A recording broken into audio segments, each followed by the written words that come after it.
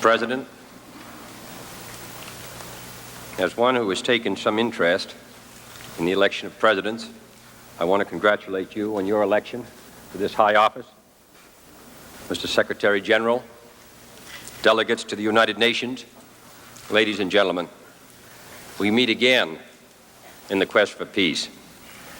24 months ago, when I last had the honor of addressing this body, the shadow of fear lay darkly across the world. The freedom of West Berlin was in immediate peril. Agreement on a neutral Laos seemed remote. The mandate of the United Nations in the Congo was under fire. The financial outlook for this organization was in doubt. Dag Hammarskjöld was dead. The doctrine of Troika was being pressed. In his place, an atmospheric nuclear test had been resumed by the Soviet Union. Those were anxious days for mankind, and some men wondered aloud whether this organization could survive. But the 16th and 17th General Assemblies achieved not only survival, but progress. Rising to its responsibility, the United Nations helped reduce the tensions and helped to hold back the darkness. Today, the clouds have lifted a little so that new rays of hope can break through. The pressures on West Berlin appear to be temporarily eased. Political unity in the Congo has been largely restored. A neutral coalition in Laos, while still in difficulty, is at least in being. The integrity of the United Nations Secretariat has been reaffirmed. A United Nations decade of development is underway. And for the first time in 17 years of effort, a specific step has been taken to limit the nuclear arms race. I refer, of course, to the treaty to ban nuclear tests in the atmosphere, outer space, and underwater, concluded by the Soviet Union, the United Kingdom, and the United States, and already signed by nearly 100 countries. It has been hailed by people the world over who are thankful to be free from the fears of nuclear fallout. And I am confident that on next Tuesday at 10:30 o'clock in the morning, it will receive the overwhelming endorsement of the Senate of the United States. The world has not escaped from the darkness. The long shadows of conflict and crisis envelop us still. But we meet today in an atmosphere of rising hope and at a moment of comparative calm. My presence here today is not a sign of crisis, but of confidence. I am not here to report on a new threat to the peace or new signs of war. I have come to salute the United Nations and to show the support of the American people for your daily deliberations. For the value of this body's work is not dependent on the existence of emergencies, nor can the winning of peace consist only of dramatic victories.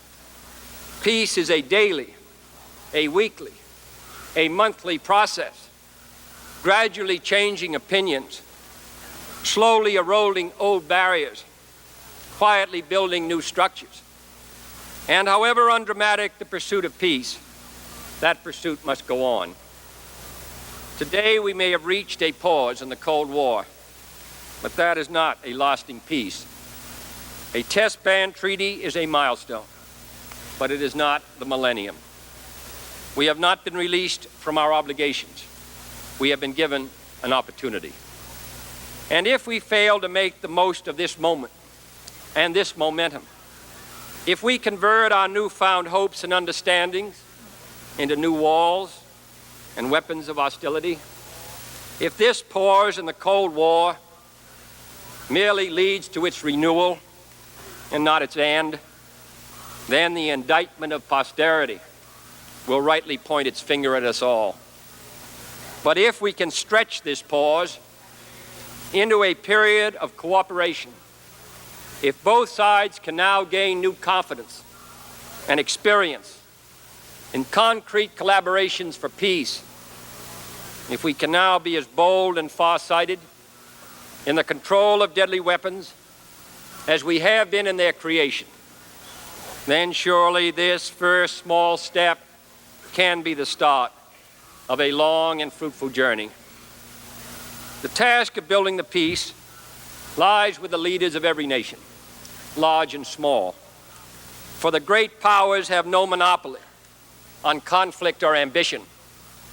The Cold War is not the only expression of tension in this world, and the nuclear race is not the only arms race.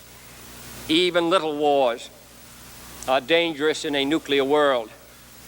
The long labor of peace is an undertaking for every nation, and in this effort, none of us can remain unaligned. To this goal, none can be uncommitted. The reduction of global tension must not be an excuse for the narrow pursuit of self-interest. If the Soviet Union and the United States, with all of their global interests and clashing commitments of ideology, and with nuclear weapons still aimed at each other today, can find areas of common interest and agreement, then surely other nations can do the same. Nations caught in regional conflicts, in racial issues, or in the death throes of old colonialism. Chronic disputes which divert precious resources from the needs of the people or drain the energies of both sides serve the interests of no one. And the badge of responsibility in the modern world is a willingness to seek peaceful solutions. It is never too early to try, and it's never too late to talk. And it's high time that many disputes on the agenda of this assembly were taken off the debating schedule and placed on the negotiating table. The fact remains that the United States, as a major nuclear power, does have a special responsibility to the world. It is, in fact, a threefold responsibility. A responsibility to our own citizens, a responsibility to the people of the whole world who are affected by our decisions, and to the next generation of humanity. We believe the Soviet Union also has these special responsibilities, and that those responsibilities require our two nations to concentrate less on our differences and more on the means of resolving them peacefully. For too long, both of us have increased our military budgets, our nuclear stockpiles, and our capacity to destroy all life on this hemisphere, human, animal, vegetable, without any corresponding increase in our security. Our conflicts, to be sure, are real. Our concepts of the world are different. No service is performed by failing to make clear our disagreements. A central difference is the belief of the American people in self-determination for all people. We believe that the people of Germany and Berlin must be free to reunite their capital and their country. We believe that the people of Cuba must be free to secure the fruits of the revolution that have been betrayed from within and exploited from without. In short, we believe that all the world, in Eastern Europe as well as Western, in Southern Africa as well as Northern, in old nations as well as new, that people must be free to choose their own future without discrimination or dictation, without coercion or subversion. These are the basic differences between the Soviet Union and the United States, and they cannot be concealed. So long as they exist, they set limits to agreements, and they forbid the relaxation of our vigilance. Our defense around the world will be maintained for the protection of freedom, and our determination to safeguard that freedom will measure up to any threat or challenge. But I would say to the leaders of the Soviet Union and to their people that if either of our countries is to be fully secure, we need a much better weapon than the H-bomb, a weapon better than ballistic missiles or nuclear submarines, and that better weapon is peaceful cooperation. We have in recent years agreed on a limited test ban treaty, on an emergency communications link between our capitals, on a statement of principles for disarmament, on an increase in cultural exchange, on cooperation in outer space, on the peaceful exploration of the Antarctic, and on tempering last year's crisis over Cuba. I believe, therefore, that the Soviet Union and the United States, together with their allies, can achieve further agreements which spring from our mutual interest in avoiding mutual destruction. There can be no doubt about the agenda of further steps. We must continue to seek agreements on measures which prevent war by accident or miscalculation. We must continue to seek agreement on safeguards against surprise attack, including observation posts at key points. We must continue to seek agreement on further measures to curb the nuclear arms race by controlling the transfer of nuclear weapons, converting fissionable materials to peaceful purposes, and banning underground testing with adequate inspection and enforcement. We must continue to seek agreement on a freer flow of information and people from east to west and west to east. We must continue to seek agreement, encouraged by yesterday's affirmative response to this proposal by the Soviet foreign minister on an arrangement to keep weapons of mass destruction out of outer space. Let us get our negotiators back to the negotiating table to work out a practicable arrangement to this end. In these and other ways, let us move up the steep and difficult path towards comprehensive disarmament, securing mutual confidence through mutual verification, and building the institutions of peace as we dismantle the engines of war. We must not let failure to agree on all points delay agreements where agreement is possible. And we must not put forward proposals for propaganda purposes. Finally, in a field where the United States and the Soviet Union have a special capacity, in the field of space, there is room for new cooperation, for further joint efforts in the regulation and exploration of space. I include among these possibilities a joint expedition to the moon. Space offers no problems of sovereignty. By resolution of this assembly, the members of the United Nations have forsworn any claim to territorial rights in outer space or on celestial bodies, and declared that international law and the United Nations Charter will apply. Why, therefore, should man's first flight to the moon be a matter of national competition? Why should the United States and the Soviet Union, in preparing for such expeditions, become involved in immense duplications of research, construction, and expenditure? Surely we should explore whether the scientists and astronauts of our two countries, indeed of all the world, cannot work together in the conquest of space, sending someday in this decade to the moon, not the representatives of a single nation, but the representatives of all of our countries. All these and other new steps towards peaceful cooperation may be possible. Most of them will require, on our part, full consultation with our allies, for their interests are as much involved as our own, and we will not make an agreement at their expense.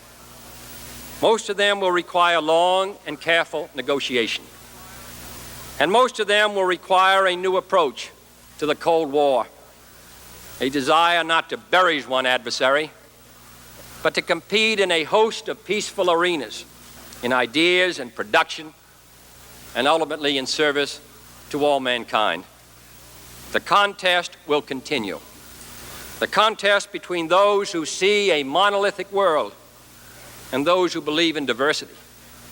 But it should be a contest in leadership and responsibility instead of destruction. A contest in achievement instead of intimidation. Speaking for the United States of America, I welcome such a contest, for we believe that truth is stronger than error, and that freedom is more enduring than coercion. And in the contest for a better life, all the world can be a winner. The effort to improve the conditions of man, however, is not a task for the few. It is the task of all nations, acting alone, acting in groups, acting in the United Nations. For plague and pestilence and plunder and pollution, the hazards of nature and the hunger of children are the foes of every nation. The earth, the sea, and the air are the concern of every nation. And science, technology, and education can be the ally of every nation. Never before has man had such capacity to control his own environment, to end thirst and hunger, to conquer poverty and disease, to banish illiteracy and massive human misery. We have the power to make this the best generation of mankind in the history of the world, or to make it the last. The United States, since the close of the war, has sent over $100 billion worth of assistance to nations seeking economic viability. And 2 years ago this week, we formed a Peace Corps to help interested nations meet the demand for trained manpower. Other industrialized nations whose economies were rebuilt not so long ago with some help from us are now in turn recognizing their responsibility to the less developed nations. The provision of development assistance by individual nations must go on, but the United Nations also must play a larger role in helping bring to all men the fruits of modern science and industry. A United Nations conference on this subject, held earlier this year at Geneva, opened new vistas for the developing countries. Next year, a United Nations conference on trade will consider the needs of these nations for new markets. And more than 4/5 of the entire United Nations system can be found today mobilizing the weapons of science and technology for the United Nations decade of development. But more can be done. A World Center for Health Communications under the World Health Organization could warn of epidemics and the adverse effects of certain drugs, as well as transmit the results of new experiments and new discoveries. Regional research centers could advance our common medical knowledge and train new scientists and doctors for new nations. A global system of satellites could provide communication and weather information for all corners of the earth. A worldwide program of conservation could protect the forest and wild game preserves now in danger of extinction for all time, improve the marine harvest of food from our oceans, and prevent the contamination of air and water by industrial as well as nuclear pollution. And finally, a worldwide program of farm productivity and food distribution, similar to our country's Food for Peace program, could now give every child the food he needs. But man does not live by bread alone, and the members of this organization are committed by the Charter to promote and respect human rights. Those rights are not respected when a Buddhist priest is driven from his pagoda, when a synagogue is shut down, when a Protestant church cannot open a mission, when a cardinal is forced into hiding, or when a crowded church service is bombed. The United States of America is opposed to discrimination and persecution on grounds of race and religion anywhere in the world, including our own nation. We are working to right the wrongs of our own country through legislation and administrative action, through moral and legal commitment. This government has launched a determined effort to rid our nation of discrimination, which has existed far too long in education, in housing, in transportation, in employment, in the civil service, in recreation, and in places of public accommodation. And therefore, in this or any other forum, we do not hesitate to condemn racial or religious injustice, whether committed or permitted by friend or foe. I know that some of you have experienced discrimination in this country, but I ask you to believe me when I tell you that this is not the wish of most Americans, that we share your regret and resentment, and that we intend to end such practices for all time to come, not for our visitors, but for our own citizens as well. I hope that not only our nation, but all other multiracial societies will meet these standards of fairness and justice. We are opposed to apartheid and all forms of human oppression. We do not advocate the rights of black Africans in order to drive out white Africans. Our concern is the right of all men to equal protection under the law. And since human rights are indivisible, this body cannot stand aside when those rights are abused and neglected by any member state. New efforts are needed if this Assembly's Declaration of Human Rights, now 15 years old, is to have full meaning.